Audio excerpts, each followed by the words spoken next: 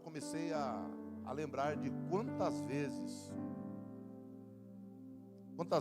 eu me precipitei no falar, me precipitei no agir. Eu disse e fiz coisas que poderiam ter esperado um pouco mais. Eu já me precipitei no pré-julgamento. Eu já me precipitei no confiar demais. Eu já me precipitei em não confiar. Então dentro desse contexto que eu vou ministrar, eu percebi que durante esse período, não foi uma vez só e não foi só um período curto, várias vezes, eu percebi que, de alguma forma, eu não compreendi o mover de Deus numa situação. Por eu não confiar, eu perdi a oportunidade. Por eu confiar demais, não entendendo que não era para confiar tanto, sofri dano. Por falar e não entender que não era hora de falar, porque Deus estava agindo, eu causei situações difíceis para mim. E às vezes, por calar e não falar, por entender que Deus preparou aquela situação para que eu falasse, eu causei problemas não só para mim, mas também para um conjunto, um coletivo. E eu entendi que muitas vezes eu não compreendi o agir, o mover de Deus para aquele momento. E perdi oportunidades, deixei portas se fecharem, fechei portas que Deus abriu. É quando Deus abre uma porta, só Ele fecha, mas eu também tenho essa condição. Me colocar na posição de Deus. Fechar uma porta que Ele abriu e assumir a responsabilidade. Eu creio que eu não estou só.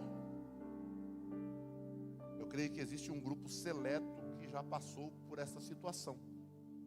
Existe alguém aqui que também já passou por isso, já agiu assim? Quero te conhecer, tem? Que aí eu prego mais sossegado, que eu sei que não sou só eu, esse pecador tão grande. Tá?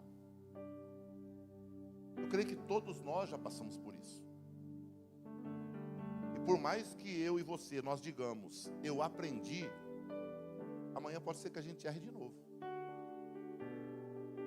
Amanhã pode ser que a gente caia no mesmo problema. Pode ser que a gente tropece na mesma pedra e diga, poxa, eu pensei que eu tinha aprendido. Eu quero falar sobre isso. Sobre compreendendo o agir de Deus. Compreendendo o agir de Deus. Quando Lázaro adoece, em João capítulo 11, as irmãs de Lázaro enviam mensageiros, 2 dias de viagem, da além do Jordão, para avisá-lo. Olha, seu amigo, jovem Lázaro, está doente, a enfermidade. Eu imagino que eles deram o diagnóstico. Olha, ele está assim, sentindo isso, não levanta, talvez está com diarreia, talvez está com falta de ar, talvez está com náuseas, talvez está febril. Suas irmãs mandam avisar Jesus. Na realidade, quando elas mandam avisar Jesus, não era simplesmente um aviso, era um pedido de oração. Elas estavam avisando, olha, fala para Jesus que o nosso irmão precisa de socorro. Só o Senhor tem o poder de solucionar esse problema. Só o Senhor. Então era uma oração travestida de mensagem. Quando você vai orar, você está enviando um pedido. Você mesmo está falando. A diferença é que elas pediram para alguém transmitir a necessidade, o problema. Então era mais que um pedido. Era uma oração. Então, o texto fala que Jesus ficou ali ainda mais 2 dias, para depois decidir voltar. Mais 2 dias.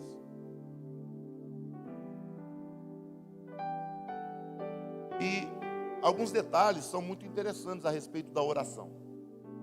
Por que Jesus demorou tanto? Sei que muita gente sabe a história de que os judeus acreditavam que o Espírito, sabe, que a pessoa poderia ressuscitar em 3 dias.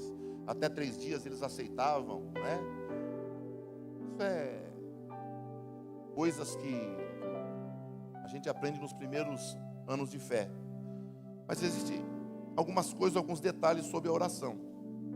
É que a demora de Jesus para se mover e ir em direção a Lázaro, ela pode ser vista ou compreendida como uma indiferença de Jesus acerca de Lázaro. Mas ela não era indiferença. Fosse você, se fosse eu, com certeza, se nós fôssemos irmãos de Lázaro, como elas eram, nós teríamos a mesma atitude quando Jesus chegou. Ah, se o Senhor estivesse aqui, meu irmão não teria morrido. Então dá a impressão que o Senhor foi indiferente com elas. Mas essa não é a realidade. Porque existia um mover, existia um agir que estava começando, tomando forma, para que algo extraordinário se manifestasse. Então a demora pode ser vista como indiferença, e não é. A demora, ela pode ser compreendida como indiferença, mas na realidade a demora pode estar dentro de um propósito final. A demora está associada a um propósito. Eu quero que você guarde essa frase. A demora está associada a um propósito. Vou dizer novamente. A demora está associada a um propósito. Para que você saia daqui nesta manhã entendendo que Deus está agindo. Mesmo que você não esteja enxergando, Deus está agindo. Até porque eu sei que você fica feliz quando é abençoado. Eu sei, minha irmã, que você fica alegre, contente quando é abençoada. Mas de fato, a fé, ela é fortalecida na dificuldade. A nossa fé, ela é robustecida na dor. Aí Deus quer que eu sofra para que minha fé seja gigante? Não. Mas Deus permite e prepara situações para que a nossa fé cresça. E essas situações, às vezes, são adversidades. Se nós fugirmos dela, a nossa fé vai continuar desnutrida, aneurexa, fraca, anêmica, vazia, variável. E Deus não quer isso. Deus quer que você e eu, que nós tenhamos uma fé firme. Uma fé firme. Então Deus permite assim as dificuldades. E com as dificuldades, ou dentro de um propósito onde existe uma dificuldade, pode chegar ao ponto de ter uma calamidade. E alguém vai dizer assim: mas Deus, por que eu estou passando por tudo isso? Porque o Senhor permitiu toda essa dificuldade, agora vem uma calamidade. Por quê? E o Espírito Santo vai sussurrar no seu coração, dizendo que a calamidade é uma oportunidade para Deus agir. A dificuldade fortalece a tua fé. A calamidade é uma porta aberta para Deus começar a agir. Glória a Deus. Bendito é o nome do Senhor. Coloca na tela para mim, por gentileza, João capítulo 11. quero ler o versículo 6.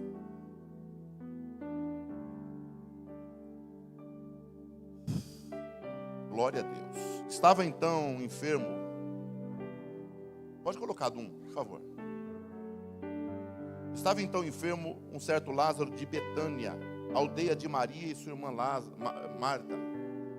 E Maria era aquela que tinha ungido o Senhor com unguento e lhe tinha enxugado os pés com seus cabelos, cujo irmão Lázaro estava enfermo. Mandaram-lhe, pois, suas irmãs dizer: Senhor, eis que está enfermo aquele a quem tu amas. E Jesus, ouvindo isso, disse: essa enfermidade não é para a morte, mas é para a glória de Deus, para que o Filho de Deus seja glorificado por ela. Ora, Jesus amava a Marta e sua irmã e a Lázaro.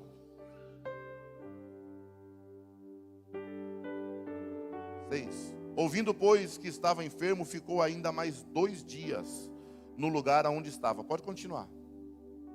Depois disso, disse aos seus discípulos: vamos outra vez para a Judéia. Respondeu, é o 8, né? Respondeu Jesus: não há 12 horas no dia? Se alguém andar de dia, não tropeça, porque vê a luz deste mundo. Mas se andar de noite, tropeça, porque nele não há luz. Assim falou e depois disse: Lázaro, o nosso amigo, dorme, mas vou despertá-lo do sono. Perceba que em meio à dificuldade, elas ouviram da boca do próprio Jesus: a doença não é para a morte, mas é para que o nome do meu Pai seja glorificado e eu seja glorificado nessa enfermidade. Mas às vezes a dificuldade nos pressiona tanto que nós esquecemos palavras liberadas aqui de cima do altar, do púlpito da igreja, e ignoramos palavras que são a chave para nos acalmar no momento de dificuldade. Porque se elas se lembrassem disso, elas não teriam problema em esperar Jesus que fosse 40 dias. Mas disso a gente não lembra na hora da dificuldade. A gente lembra da dor. A gente lembra que alguém já teve uma enfermidade como essa e morreu. A gente lembra que alguém já passou por esse problema, foi despejado. A gente lembra que alguém já passou por isso e foi preso. A gente lembra que alguém já passou por isso e perdeu os bens. A gente lembra que alguém já passou por isso e o casamento diluiu. Mas a gente esquece que lá atrás Deus já havia dito: é para a glória do meu nome. Eu vou ser glorificado nessa situação. A gente esquece disso. E diante dessa situação, você percebe que começaram a surgir o quê? Opiniões. Opiniões humanas, conceitos humanos. Diante da preparativa para um mover, de um agir extraordinário de Deus. Deus preparando um cenário para um milagre, mas o ser humano entra com as opiniões, com os conceitos. Porque quando Jesus diz assim: olha, vamos visitar Lázaro, ele só dorme. Aí entrou primeiro, tá? A opinião e o conceito dos discípulos. E eu vou te dizer uma coisa: os maiores estorvos à compreensão do agir de Deus são os nossos conceitos e nossas opiniões. É aquilo que você acha, é aquilo que você leu, é aquilo que você entendeu, é a leitura que você fez da situação. Estes são os maiores impedimentos para que você compreenda que não, isso não é para te matar e para acabar com você, mas é para te aperfeiçoar na fé. Então os maiores estorvos à compreensão do agir de Deus é justamente o nosso conceito, a nossa compreensão. Porque nós só compreendemos aquilo que ouvimos e que vemos. Mas o nosso Deus, Ele está condicionado, Ele não está condicionado ao tempo. O nosso Deus não vive no cronos, tempo cronológico, 1, 2, 3. Nosso Deus não vive no kairos, tempo de acontecimento. Nosso Deus vive no aionos, ou seja, a eternidade. Ele está acima, Ele não está preso ao tempo. A Bíblia diz que todas as coisas foram feitas nele. Colossenses 1,16. Todas as coisas foram feitas nele. Não, Deus não está dentro do sistema, dentro do mundo. Não, tudo está feito dentro dele. Então a opinião começou. Vou visitar Lázaro. Não é para a morte, é para a vida. É para que meu Deus, meu Pai seja glorificado e eu seja glorificado nessa enfermidade. Aí começa então a opinião dos discípulos. Depois de 2 dias, versículo 8, coloca por favor, tá? Olha o que eles vão dizer. É perigoso. Senhor, o Senhor vai voltar para lá? É perigoso. Afinal de contas, estão tentando, tá, matar. Estão querendo apedrejá-lo. É perigoso. Eles não entenderam. Eles não compreenderam que Jesus tinha tudo sob o controle. Mas eles estavam achando que sabiam mais do que o próprio Cristo, mais do que aquele que preparou e permitiu uma situação para que eles vissem algo sobrenatural diante da calamidade, tivessem a fé fortalecida e o nome do Senhor fosse exaltado diante daquilo. Então eles chegam agora e dizem, estão querendo matar o Senhor. Opinião humana. Se Jesus ouve, o milagre não acontece. Se Jesus resolve o seu problema na hora que você pede, você experimentará uma unha. Se você espera Deus agir conforme Ele quer na tua vida, você toma posse do corpo inteiro de um milagre. Versículo 12. Olha a ignorância de quem já estava há mais de 2 anos, 2 anos e meio com Jesus. Jesus havia dito, eu vou lá porque meu amigo Lázaro dorme. Disseram, pois, os seus discípulos, Senhor, se dorme, ele estará salvo. Ou seja, se ele dorme, não precisa ir lá, ele está tranquilo. Olha a ignorância. Jesus está usando o eufemismo a respeito da morte. Lázaro estava morto. Mas para ele, a morte, ou aquilo que o ser humano diz acabou, não é um ponto final, é apenas uma vírgula. Glória a Deus. Diga para quem está ao seu lado com todo respeito. Diga assim, não deixe ninguém colocar um ponto final. Onde na realidade Deus colocou somente uma vírgula. Diga, a sua história não acabou. Deus a fará acontecer. Continuar. Aleluias. Então olha a ignorância. Tá? Quando eles aceitam, Jesus os convence, Jesus subjuga a ideia deles e fala, eu vou. Aí um deles, Tomé, diz assim, o senhor vai ir, estão querendo matar o senhor, eu acho que não é uma boa ideia. Mas no versículo 16, coloca para nós, olha como que é o ser humano, ó.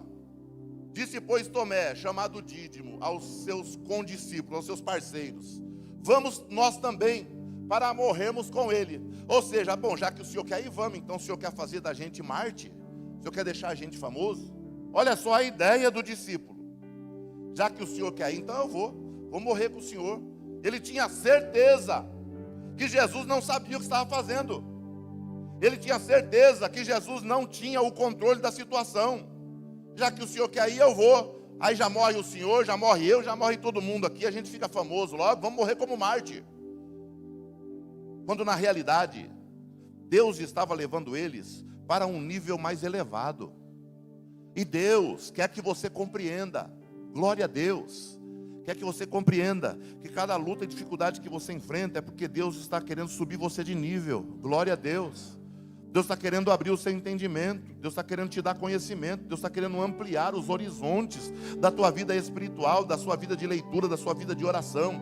Deus quer elevar você, mas tem gente que não aceita passar prova, ele quer desviar, quer parar de ir para a igreja. Quando está na prova, ele não para de trabalhar, não para com as amizades ruins, não para de fazer fofoca, não para de falar mal dos outros, ele não para de jogar bola, não para de nada. A única coisa que ele quer parar é de ir para a igreja. Sabe por quê? Ele ele acha que Deus perdeu o controle da vida dele. Meu irmão, minha irmã, Deus nunca perdeu o controle da sua vida, nunca.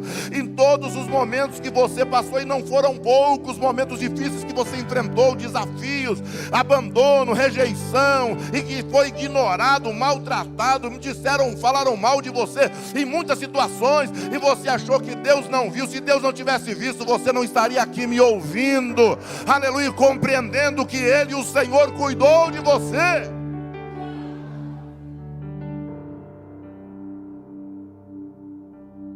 Aleluia. Então essa opinião dos discípulos, de quem eram os alunos, aprendizes, estavam com ele todo dia, dia e noite. Mas agora, quando Jesus chega, fazem 4 dias que Lázaro está morto. Aí Jesus agora é obrigado a conviver, a lidar com a opinião e o conceito das 2 irmãs do jovem Lázaro. Porque logo que ele chega, Maria não espera nem Jesus dizer assim: Pai, seja convosco. Não espera. Ela já corre, toda esbaforida, tropeçando, abrindo a multidão. Sabe aquelas pessoas? Chega no velório, está do lado do caixão, dizendo: eu te amo, deixa eu ir junto. Faz o escândalo. É porque teve uma vida toda para pedir perdão e não pediu. Teve a vida toda para entregar uma flor, mas deu espinho. Teve a vida toda para ajudar a carregar pedra, mas preferiu tacar pedra. Então Marta, além de dar uma demonstração desse tipo, porque em Lucas capítulo 38, quando Jesus chega na casa de Marta, Lázaro e Maria, Maria se ajoelha, pega um vaso de alabastro, quebra o vaso de alabastro e derrama nardo nos pés do Senhor. Enquanto Marta vai nos pés de Jesus e fala: o Senhor não está vendo que ela não me ajuda? Em vez dela ajudar Maria a aprender com Jesus, ela pegou pedra. Jesus, o Senhor não está vendo? Ela não me ajuda. Fica aí nos pés do Senhor, enquanto eu lavo louça, faço comida. Fala para ela me ajudar. Então quando ela vê Jesus, ela corre, ela nem cumprimenta. Ah, se o Senhor estivesse aqui, o meu irmão não teria morrido. Na verdade não era um desabafo, era uma queixa. Era uma queixa. Tipo aquelas que você ouve na televisão, no rádio: se o Senhor é meu Deus, eu exijo que o Senhor me abençoe. O Senhor me chamou para isso, para passar prova, eu não aceito, eu sou serva do Deus Altíssimo. Eu sou filho do rei, não aceito passar por isso. Deus está sentado num trono de glória, olhando e falou: coitado, não sabe nem o que eu estou fazendo, não sabe que eu estou trabalhando, não sabe que eu estou agindo, não percebeu ainda, não tem olhos espirituais para compreender que ela está de frente de uma cortina, mas eu estou agindo por trás dos bastidores. Aleluia, glória a Deus. Deus quer que você nessa manhã compreenda através dessa mensagem que mesmo que você esteja vendo algo acontecendo diante da cortina, na luz do palco, Ele não está ali, Ele está atrás, preparando a próxima cena. Glória a Deus. É por isso que no Salmo 46, versículo 10, ele diz: aquietai-vos, saia de cena e reconheça, sabei que eu sou Deus. Deus está dizendo: para de mexer aonde você não entende, deixa eu agir em teu favor, porque o milagre já tem dia e hora para acontecer. Coloca do versículo 21 ao 23 para mim. João 11, tá? Glória a Deus. Não era um desabafo, era uma queixa. A mulher estava perturbada, estava brava com Jesus. porque não aconteceu.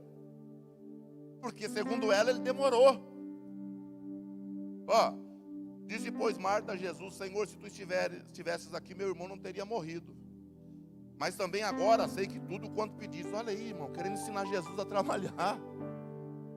Parece com a gente. Parece com você? Senhor, faz isso. Senhor, entra por aqui.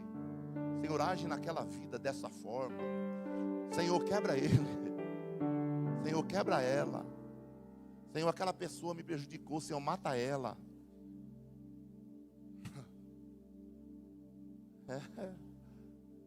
Ah, não, nunca fez isso. Pastor, desse jeito não tem problema. Se você fez parecido, é a mesma coisa. Não deixa prosperar não, pai, me prejudicou, me deu prejuízo de tantos mil. Não deixa aquele atribulado prosperar. Não, quanto mais você orar para Deus prosperar os outros, mais espaço tem para você prosperar. Olha aí, agora eu sei que tudo que o Senhor pedir, Deus fará. Então, Senhor, se mexe aí. O Senhor já demorou 4 dias, agora dá um jeito, tá? Dá seus pulos. Coloca o próximo. 23, disse-lhe Jesus: teu irmão há de ressuscitar, tá? Aí veio o quê? O conceito humano baseado na teologia. Porque o crente, quando lê Bíblia, ele acha que a Bíblia se reporta a ele. E o crente tem que ler Bíblia, tem que conhecer, tem que estudar. Mas eu falo sempre aqui para os nossos alunos de teologia: você não estuda para saber tudo, você estuda para errar menos. Diga assim: eu não estudo para saber tudo. Diga: eu estudo para errar menos. Então eu sempre falo, às vezes as pessoas vêm pregar aqui, estamos ali sentados, eu, os obreiros, a pessoa fica todo desenchavido, preocupado com o que a gente está achando. Irmão, eu quero ouvir Deus falar comigo. Glória a Deus. A gente não vem aqui pregar teologia. Teologia nós temos a aula. A teologia é para a nossa vida. É para a gente guardar. É para a gente ter base, fundamentos bíblicos. Mas não é para se pregar. Aqui a gente tem que pregar a palavra do jeito que ela é. E outra, regado em oração, para que o poder de Deus se manifeste na vida de quem está ouvindo. Mas ela foi com a historinha teológica para Jesus. Jesus falou: teu irmão há de ressuscitar, tá? Vai ressuscitar. Versículo 24. Disse-lhe Marta: eu sei que ele há de ressuscitar na ressurreição do último dia. Conhecia a história, conhecia o ensinamento. Ou seja, Senhor, eu sei que no arrebatamento, na sua volta, ele vai ressuscitar. Ela não entendeu. Ela não entendeu que Jesus não estava falando de uma profecia futurística. Jesus estava falando de algo que aconteceria naquela hora. E quando nós, às vezes, achamos que sabemos demais, nós limitamos o poder de Deus. Hoje em dia, se limita o poder de Deus. Não, falar em língua não é para o tempo de hoje. Dom espiritual não é para o tempo de hoje. É pregar, profetizar é pregar. A revelação não é para hoje. Batismo com o Espírito Santo não é para hoje. Nada é para hoje. Por quê? Porque eu li, eu entendi assim, e também alguém disse isso lá 200 anos atrás. Irmão, a palavra de Deus, ela é viva e eficaz, ela é poderosa, é uma espada cortante de 2 gumes que vai até a alma e espírito, juntas e medulas. Ela é apta para discernir o pensamento do nosso coração. Atos 2:39 diz que a promessa de Deus é para eles, para os filhos deles e para todos quanto Deus chamar. Esses todos quanto Deus chamar diz respeito a nós aqui hoje.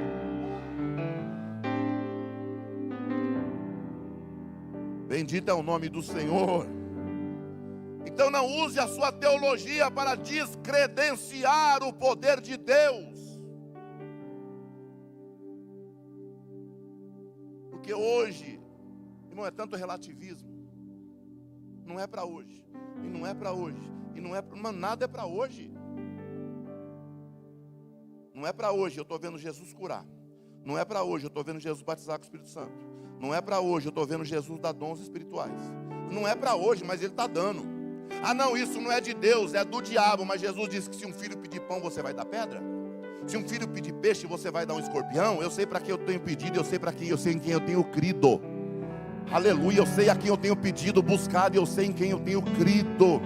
Aleluia. Paulo disse à igreja de Corinto, em 1 Coríntios 2:1: eu, quando fui ter convosco, não fui com palavras de persuasão humana, mas eu fui com demonstração de poder no Espírito Santo. Aleluia, glória a Deus. Romanos diz que nós, irmãos, não somos daqueles que servem a Deus simplesmente por palavra, mas nós somos baseados no poder de Deus, porque o poder de Deus é a salvação para todo aquele que crê. Então, às vezes nós limitamos e achamos que Deus não pode fazer, achamos que não vai acontecer. Por quê? Porque a gente já leu, a gente já entendeu, e a gente acha que aquilo que nós entendemos é a verdade absoluta. A verdade absoluta é o que o escritor estava dizendo. Pastor, qual é a interpretação mais correta que existe na Bíblia? É o que o escritor estava dizendo. Agora, aquilo que você compreende, sujeite à unção do Espírito Santo de Deus. Eu tenho que sujeitar. Eu não posso ler Bíblia todo dia para fazer estudo, para pregar. Não, se eu ler Bíblia só quando vou pregar, eu estou fadado ao fracasso. Eu tenho que ler a Bíblia, irmão, simplesmente por ler, por ser alimentado, por ser confrontado, por ser tratado por Deus. Está me entendendo? Está entendendo? Está entendendo, irmão? Preocupe-se em ler a palavra de Deus do jeito que ela é. Leia ela. Leia. Pega o Evangelho de João, vai até o final. Depois volta em Mateus e lê Mateus, Marcos, Lucas, João de novo, Atos, tá? Romanos, 1 e 2 Coríntios, Gálatas. Vai embora até Apocalipse. Tá certo? Depois começa lá em Gênesis. Vai lendo. Cada vez que você lê, você tem mais vontade de ler. E cada vez que você lê e conhece mais você percebe que não sabe. E cada vez que você lê, mais conhece e percebe que não sabe, mais desejo de ler você tem. Glória a Deus. Quem lê mais confronta menos.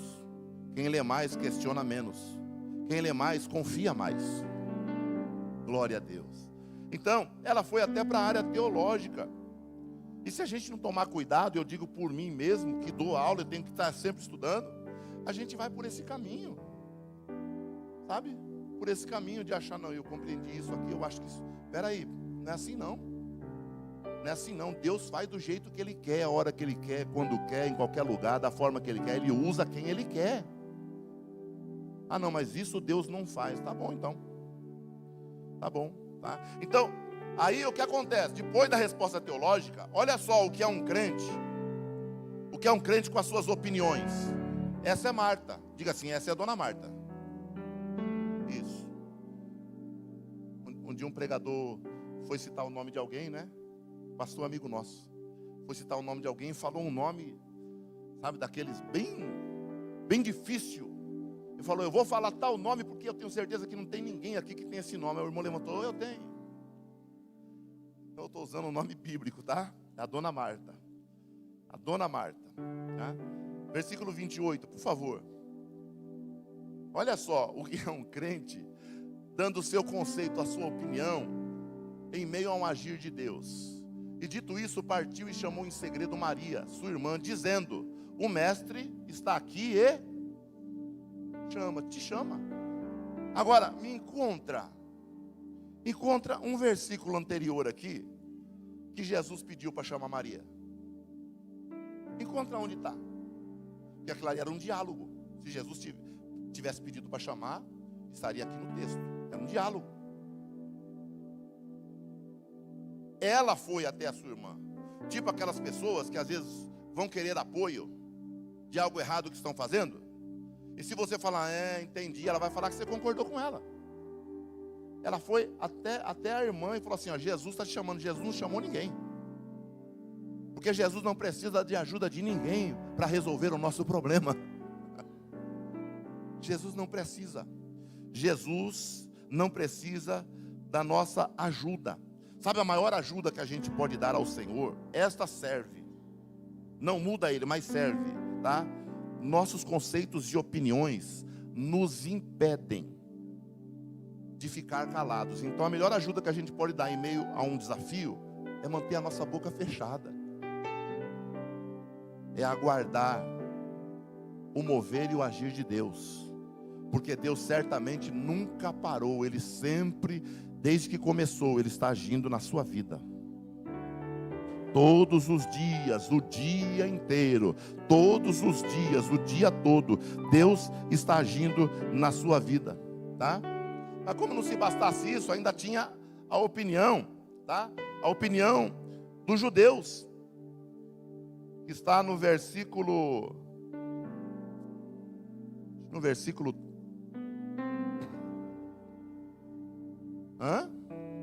Tem gente acompanhando o texto aí, isso é bom, tá? 31.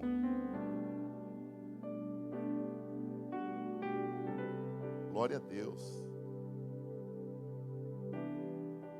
Os judeus chegam a dizer, tá?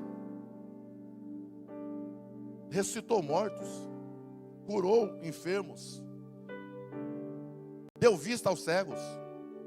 Olha só, primeiro dos discípulos, depois das irmãs, agora dos judeus que estavam ao lado do sepulcro. Ele deu vista aos cegos, realizou milagres. Não poderia ele agora ter evitado tudo isso? E a gente não é assim? Senhor, por que o Senhor está permitindo que eu passe por isso? Senhor, é necessário eu passar por toda essa situação? Senhor, precisava, sabe, versículo 37, né? Precisava de tudo isso? Precisava, o Senhor poderia ter evitado. Mas se Deus evita, a sua fé não seria fortalecida. Se Deus evita, você não teria sido colocado num nível espiritual mais elevado. Se Deus evita, a sua fé continuaria aquela fé fraca, aquela fé diminuta, aquela fé pequena, aquela fé que não move nem grão de areia, quanto mais montanha. Então esse é o conceito do ser humano, discípulo das irmãs e também dos judeus. Agora a pergunta é, como compreender então o agir de Deus? Para que a gente conclua, tá? Como compreender o agir de Deus? O que precisa ficar bem claro, é que Jesus, entenda, entre aspas, foi impedido de agir até que as opiniões humanas fossem subjugadas. Quando acabou a opinião dos discípulos, das irmãs e dos judeus, aí Jesus falou assim: agora é o momento em que eu posso operar. Diga para quem está ao seu lado, quando parar de questionar. Diga, quando parar de querer compreender o que Ele está fazendo, as portas se escancararão e o milagre te alcançará. Glória, Elo Calabará, Giosé Andarabá.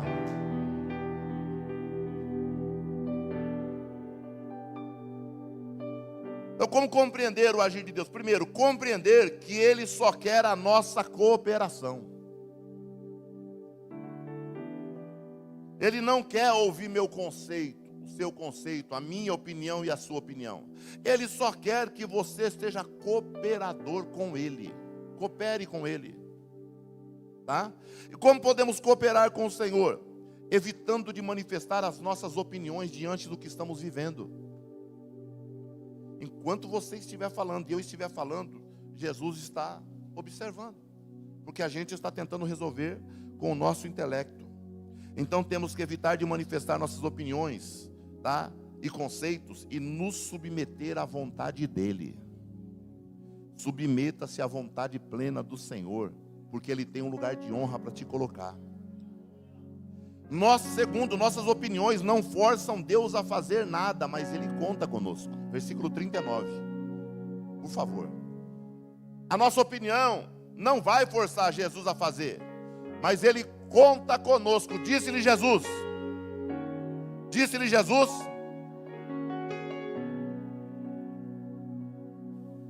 O que a gente fala não vai resolver o problema. O que a gente pensa não vai trazer vitória. Não. O que vai resolver o problema e trazer vitória é silenciar e obedecer somente o que Ele pede, se tornar cooperador dEle, tirar a pedra. O papel dos judeus, dos discípulos e de de Maria era limitado nisso, só tirar a pedra, não era questionar, tentar entender, tentar trazer um diagnóstico, uma receita de remédio, não. Era a única coisa que o homem precisava fazer para que o milagre acontecesse, era isso. Só tirar a pedra. Só tirar a pedra. Jesus não quer a nossa opinião. Diga assim: Jesus não quer a minha opinião. Ah, mas diga com uma voz de que está entendendo mesmo, para que, sabe, você também coloque aqui, ó, semente no seu cérebro que verdadeiramente Ele não quer. Diga assim: Jesus não quer a minha opinião. Diga: Ele só quer que eu tire a pedra. Pronto. Então, compreender que Ele só quer a nossa cooperação. Primeira forma de compreender o agir de Deus. Segundo, como compreender o agir de Deus?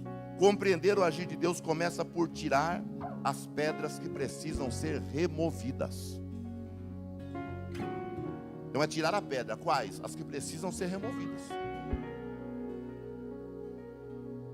Tá? Porque tem crente que, quando alguém prega aqui uma palavra de bênção, ele pega uma enxadinha, é para mim. Mas quando é uma palavra dura, ele pega a pá, é para o outro. Aí ele só pega a pedra que ele quer. Não é assim? Não, é tirar a pedra que precisa ser removida. Todos aqui sabem quais são as pedras que te faz um crente não melhor, que te faz um esposo, sabe, aquém do que você poderia ser, que te faz uma esposa aquém, que te faz um patrão aquém, que te faz um funcionário aquém, que te faz um servo aquém. Todos aqui conhecem, nós conhecemos quais são as nossas pedras. Então não é para tirar a pedra dos outros, não é para ver a pedra de quem está do nosso lado, é para a gente tirar a pedra que precisa ser removida para que o milagre aconteça em nós primeiro, para que depois aconteça para nós. Então compreender, né, começa por tirar as pedras que precisam ser removidas. Que pedra? Primeiro, a pedra que te impede de ouvir de forma clara a palavra de vida. Tem gente que você fala, a mesma coisa. Eu saio daqui, outro vem e prega palavra, aquela palavra, a pessoa não compreende, porque ela acha que aquilo é sempre para alguém. Se fosse para alguém, preste atenção no que eu vou falar aqui agora, para que você entenda. Tire a pedra antes de eu falar. Diga assim: arranquei a pedra. Diga: mandei para longe. Pronto. Se isso que eu estou pregando fosse para outra pessoa, você não estaria aqui e a outra pessoa estaria. Então essa palavra é para você, essa palavra é para mim. Crente místico, sangue de Jesus tem poder. Ah, se aquela irmã estivesse aqui para ouvir essa palavra, a palavra não é para ela, essa palavra é para você, essa palavra é para mim. Ai, aquele irmão, ele está dando trabalho, ele precisava ouvir o que o pastor falou. Não, ele não precisava, quem precisa é você, quem precisa sou eu. Senão ele estaria aqui, não nós. Porque Deus não fala com ausente, Deus não é Deus de recado. Pastor, Deus mandou te entregar um recado. Mas nem correio entrega recado, correio entrega mensagem. E Deus está mandando recado. Não, Deus não manda recado, Deus manda, sabe, Deus manda oráculo, Deus manda mensagem. Glória a Deus, porque recado pode chegar, sabe, a lei do 7 lá, chega no 7º lá, primeiro, a pessoa está com gripe, quando chega no último, já está com pneumonia, está terminal. Deus é Deus de mensagem. Glória a Deus. Então as pedras, a primeira é essa, as pedras que impedem a compreensão de ouvir a palavra de vida. Segundo, as pedras que limitam, as pedras nos limitam, tá? A uma sepultura de conclusões precipitadas. Às vezes tem tanta conclusão precipitada aqui dentro e eu não consigo tirar essa pedra. Eu penso isso dele, eu penso isso daquele, eu penso isso daquela igreja, eu penso isso daquela empresa, eu penso isso do outro, mas meu Deus, que tanto que eu penso, ainda por cima vai e sonha, e no outro dia quer me trazer sonho, ou vai levar para o pastor, ou liga para alguém, eu sonhei com tal coisa, mas meu Deus, é porque tem uma sepultura, sabe, tem um monte de de pré-julgamentos, de conceitos e opiniões dentro de uma sepultura. E a sepultura tem pedra na porta, tem que tirar a pedra, para que, sabe, esses preconceitos e pré-julgamentos e opiniões saiam e dê lugar à palavra de Deus. Aleluia, a palavra de Deus. Glória a Jesus. Irmão, precisamos tirar essas pedras, elas têm que ser removidas. Sabe que pedra? As pedras que nos isolam do mundo e de pessoas. Não é de hoje que eu sou pastor de igreja, pela misericórdia do Senhor. Já passo dos 26 anos pastoreando igrejas. Conheço acho que uma centena de ministérios que eu já preguei. E existem pessoas ainda, em pleno século 21, que congregam num ambiente onde não conversa com ninguém, não tem amizade com ninguém. E ainda usa aquele termo, normalmente, crente fiel não tem muitos amigos.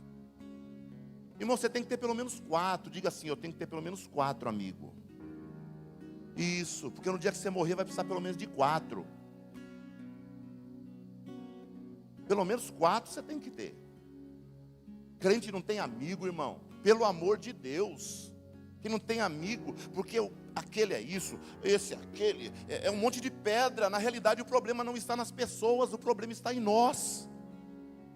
Está em nós. Às vezes, irmão, a gente fala de alguém, às vezes a gente acorda com uma cara de maracujá de gaveta, sabe, vem para o culto, parece que foi batizado num vinagre, sabe, vai falar alguma coisa com alguém, parece que na hora que vai abrir a boca a abelha picou. Não tem amor. Essas pedras, sabe, nos prendem numa sepultura. Sepultura não é lugar claro, é lugar escuro, não é lugar quente, é lugar frio, vazio, solidão. Mas Deus quer que você tire essa pedra, glória a Deus, para que você veja o mundo como ele é, para que você veja pessoas, para que você receba gente em casa, para que as pessoas te recebam em casa, para que você aceite convites para ir na festa, no aniversário, no churrasco. Vai aonde te convidarem, saiba entrar e saiba sair, se relacione com pessoas, ame pessoas, abrace pessoas, é verdade, dê a mão para as pessoas, ajude pessoas, receba ajuda, não seja orgulhoso, arranque a pedra, porque existem pessoas esperando e querendo se aproximar para ser seu amigo, seu irmão. Glória a Deus. É a última vez que eu vou pedir para você dizer algo para alguém, tá? Tá bom? Eu já pedi 2 vezes, tá? Diga assim, olha, se ele mandou tirar a pedra, é porque não existe mais nada morto dentro da sepultura. Diga, então aproveite a sua vida. Aleluia. Aleluia. Terceiro, para concluir, compreender o agir de Deus passa por desatar e liberar. Porque depois que Jesus chama Lázaro, ele fala, Lázaro, vem para fora. Lázaro saiu amarrado, cheio de faixas. Perceba que mesmo depois de Lázaro receber vida, ele continua preso. E é por isso que eu estou pregando essa palavra, porque aqui todo mundo recebeu vida, mas tem gente que mesmo cheio de vida ainda está preso, não anda, não vai, não toma uma posição no reino. Quando você não toma uma posição no reino, o reino não te evidencia, o reino não te aponta na empresa, faculdade, relacionamentos, família. Porque Deus quer evidenciar você em todos esses ambientes, para que você se torne uma referência de testemunho e para que o nome dele seja visto e glorificado através da sua vida. Glória a Deus. Gente, existem serviços, amizades e relacionamentos que nos embaraçam e devem ser removidos, liberados de nós. Serviços, amizades, ambientes que só trazem embaraço para a nossa vida. Eu tenho colegas de ministério que a cada 3 meses me ligam. Mas me liga de ficar ligando o dia todo, Aí manda mensagem no WhatsApp: pô, você não me responde? Está com raiva de mim? Não quero mais. Desatou. Se desatou, eu não vou colocar mais a mão para ficar grudado outra vez. Você está me entendendo? Está entendendo? Desatou, deixa embora. Desatou, deixa aí. Vai ser bênção para ele e bênção para você. Você já tem vida, agora não se embarace nunca mais. Nunca mais. Bendito é o nome do Cordeiro de Deus. Nunca mais se embarace. Deus já te libertou. Deus te libertou, te deu vida e te libertou, desatou você das amarras da sepultura. Então seja livre para servir a Jesus. Aleluia. Desatar amarras causam sensação de liberdade. Deixar ir é começar a andar para frente novamente. Desatar as amarras é deixar a atadura que te limita. Deixar ir é sair da limitação. Desatar as amarras é ver o agir de Deus face a face. Glória a Deus. Se prepara, porque você vai ver. Deixar ir é se submeter à vontade plena do Senhor para a tua vida. Glória a Deus. É acreditar que Ele vai fazer algo novo de novo na tua vida. Deus vai fazer. Glória a Deus. Que Deus abençoe você. Você pode ficar de pé? Eu quero convidar aqui à frente Ariel Giacomini. Ele quer entregar a vida a Jesus. Acompanhe ele, por favor.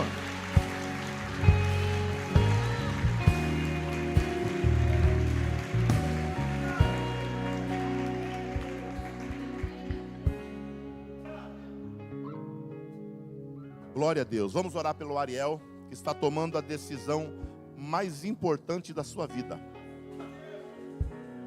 Glória a Deus. É dizer não para si mesmo e sim para Jesus. É receber a vida e ser desatado para começar a andar na presença do Pai. Estenda as mãos para cá. Senhor, te adoramos pela vida do Ariel. Repreendemos em teu nome, Pai, toda e qualquer sentença, Senhor, de mal sobre a vida dele. Ministramos a tua vida sobre a vida dele, Pai.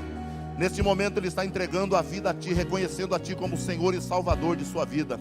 Por isso lhe pedimos, Pai, escreve o nome dele no teu livro, Senhor, abençoa, entra no coração, faz dele morada, recebe ele como um filho amado, cuida dele, dá sabedoria, livramento, opera milagres na vida dele, para que ele saia daqui, Senhor, de posse desta palavra plena na sua vida, no nome de Jesus, amém e amém, Jesus. Aplauda ao Senhor.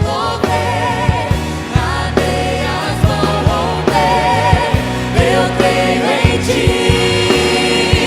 Eu creio em ti, meu Deus, do impossível sei, milagres eu verei. Eu creio em ti, meu Deus, eu quero teu mover, cadeias vão romper. Eu creio em ti, eu creio em ti.